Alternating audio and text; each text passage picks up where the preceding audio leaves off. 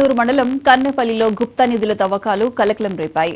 ఊర్లోని పాడుపడ్డ ఇంట్లో తవ్వకాలు జరుపుతున్న నలుగురిని పోలీసులు అరెస్ట్ చేసి స్టేషన్ కు తరలించారు. మరో ముగ్గురు పరారయ్యారు. వారి దగ్గర నుంచి 6 సెల్ ఫోన్లు, ఒక ఆటో, తవ్వకానికి ఉపయోగించిన పనిముట్లు స్వాధీనం చేసుకున్నారు.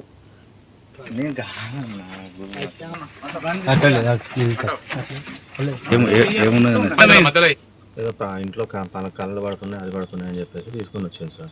ఆల్రెడీ ఇంతకుముందు తవ్వింది సార్. ఆ తవ్విన దాన్ని మేము మందు పట్టుకొని ఇక్కడే పార్టీ చేసుకుందామంటే వచ్చింది.